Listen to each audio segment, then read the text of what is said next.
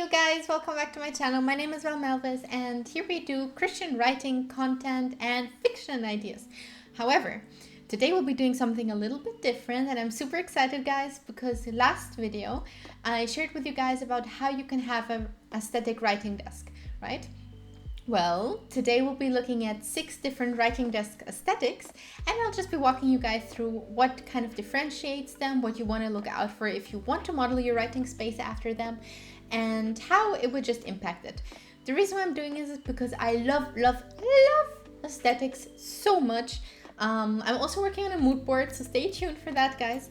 But I kind of wanted to talk about it because in my day job I am a designer and it's really important. Like aesthetics is super important, visually speaking. So again, I just wanted to kind of walk you guys through it, my thoughts on it, and what you want to look out for if you want to turn your space into something like that too. I will be checking on my phone guys, just because I want to make sure that I have the picture kind of in front of me. You guys are going to have it here, but I won't. So I'm just going to have to walk through it one by one. And starting off, we have light academia, right? So it's kind of really beige and white and clean. I think these are, and modern, these are kind of some main thoughts that come to my mind when I'm looking at it. And I'm also seeing it's very, there's not a lot of sharpness in it. When you look at like the pictures, the keyboards and the mice, they tend to be very rounded off. So once again, it feeds into a very like innocent and light perspective. You'll also see that a lot of papers and light wood colors are being used, and some dried flowers can also be used for sure. You can also kind of add to it by using light shaded autumn colors, so different shades of beige and brown, white, eggshell, all these sort of things. They all kind of fit into the light academia scheme. And I'm just looking at it in more detail, guys, I'm sorry. And I think it's just, once again, a very clear thing. Like even in the top left one, even when there's a couple of things, it's very neatly organized. So I would say if you're trying to replicate a similar look, go for light colors, beige, brown, white, eggshell. Go for a minimalistic design. It has a lot in common with that. Look for rounds instead of edges. And try to find some dried flax, dried plants, like anything also that looks, you know, lighter brown in color. And again, it kind of also adds a lot of the light wooden shades into it. So these could be birch or oak, or I'm trying to think like what else do I know, but these are kind of like the most common ones you'll probably also find around you. And you can just use that and maybe complement it with your, you know, favorite autumn color to have a nice light academia style. And secondly, we have the Cottagecore. Guys, I'm so excited because you guys already know, but I'm writing a Cottagecore fantasy novel. It's my debut novel and I'm super excited. It's about a deaf apothecary apprentice, but we won't talk about that today, guys. We'll be looking at what makes the Cottagecore. So Cottagecore essentially focuses a lot on the European version of simplistic countryside living. So sort of making your own food, growing your own food, keeping your own livestock. I don't know, just simple materials. So you will not find plastic or I don't know, like really a lot of complicated things. You'll find very simple materials also. When I'm looking at these images, by the way, I made all of these mood boards, guys. Like these are mine.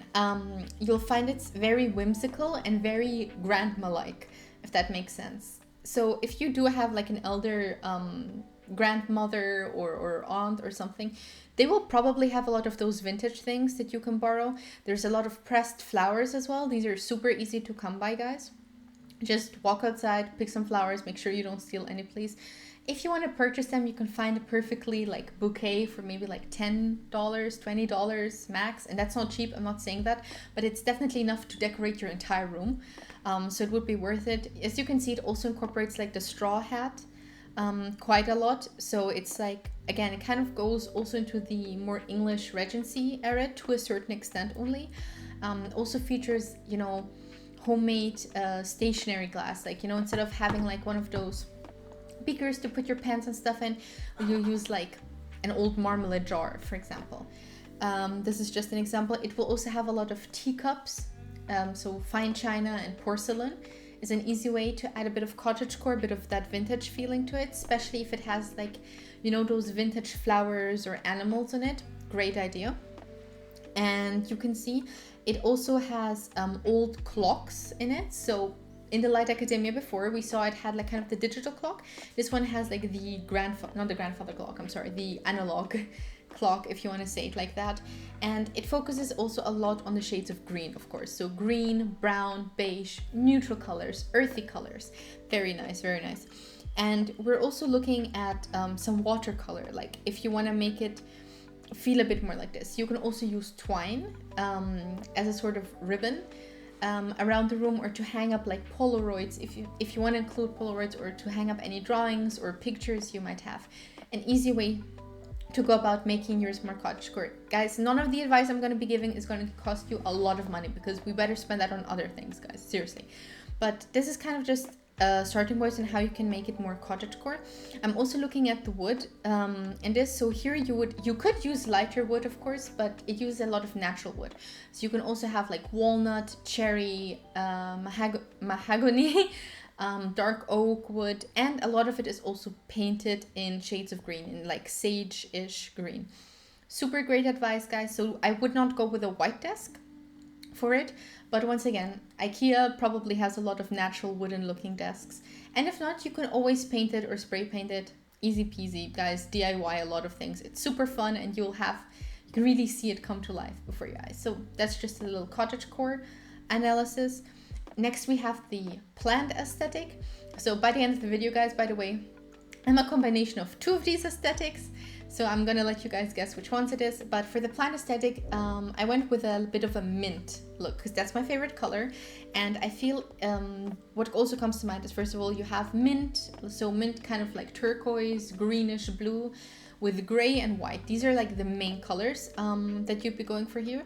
Here you'd also have a lot of the white desk. So here, not so much wood anymore. Here you have like I don't know the name of the material, but it's kind of like your standard IKEA desk, white. You know, it's probably made of wood, but it has like a layer over it. Very nondescript. You can also feature a lot of plants, of course, both fake and real plants, easy to come by. You have like a little bit of the net, which kind of gives it a bit of a wild feeling, if that makes sense.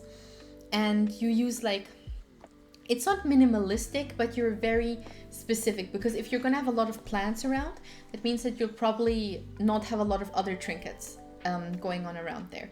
Also, the lighting, you very much focus on natural lighting. So instead of using fluorescent lamps or desk lighting, you might want to just have it at a window seat as well, which is good for your plants, for the natural sun. So this is just some couple of points to look for.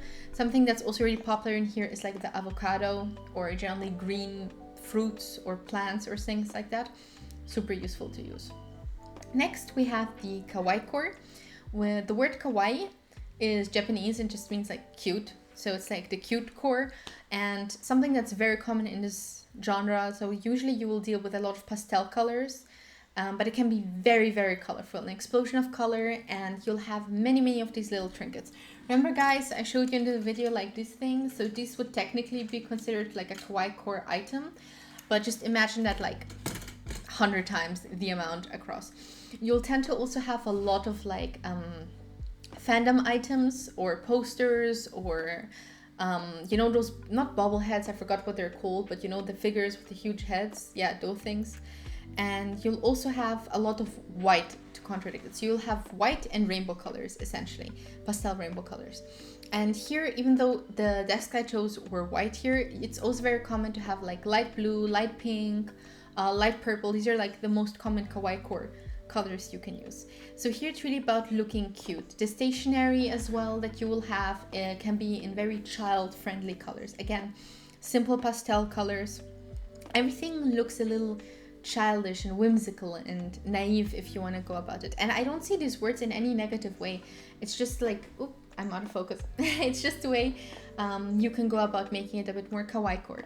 Again, at the end of this video, please just go to Pinterest, type in whichever one you liked, and you'll see definitely a lot more suggestions and, you know, overall things there as well. And Next is the Romanticcore. So for the Romanticcore, I'm like super interested because personally I'm not a Romanticcore person, but I know it can be like really, really pretty. Also not sure why it's not putting me into focus anymore. It's like fed up with me today. It's like enough videos. Well, hold on guys.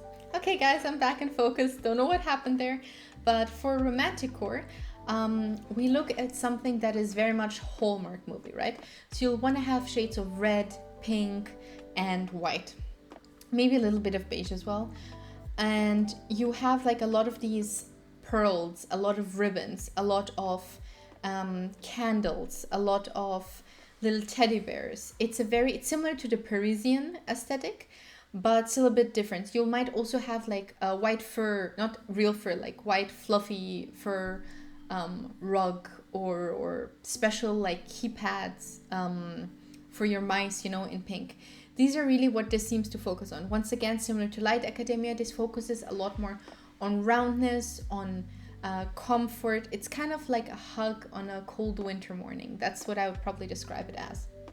And of course, depending on how romantic, this is like also more a light version of Romanticcore, of course, but you will definitely have some aesthetic drink or jewelry or something along those lines here as well. And lastly, we have the monochrome look. So the monochrome technically just means it's going to be in one color, but I also wanted to kind of focus on minimalist, and I decided to go with a whitish gray on this one. And it is not necessarily minimalistic, because that means just you wouldn't have a lot of it there at all. But in this case, it kind of focuses more on stationery products. It focuses a lot on books, like hardcover books, a lot on studying. So you'll have like those professional pens. Like this is a very stationery heavy writing desk. Here I would say focuses a lot more on the sharpness rather than rounded corners as well. As you can see, like bottom right, like the chair there as well, it kind of doesn't have a full back, and that's very much in the monochrome, because if you're going to stick with only having one color as your whole aesthetic, and again, this can be any color guys, doesn't have to be white, you really want to go with different hues of that color, right? So you want to have the light, the mid-tone, the darker tones, and again, I would always complement it with white, gray, or black, because it is sometimes you walk into a room and if everything's just pink or everything's just red, you're like, wow, and you don't want to have that. So in this case, once again, you kind of focus also a lot on stickers, mixtape, like the old sort of CDs. You focus a lot on personal notes, and here I would say definitely has more fluorescent lights going on for it. And a lot of clear, like glass. So if you're also going to go monochrome, definitely try to complement things with glass, because again, it helps kind of break up that monotony of it.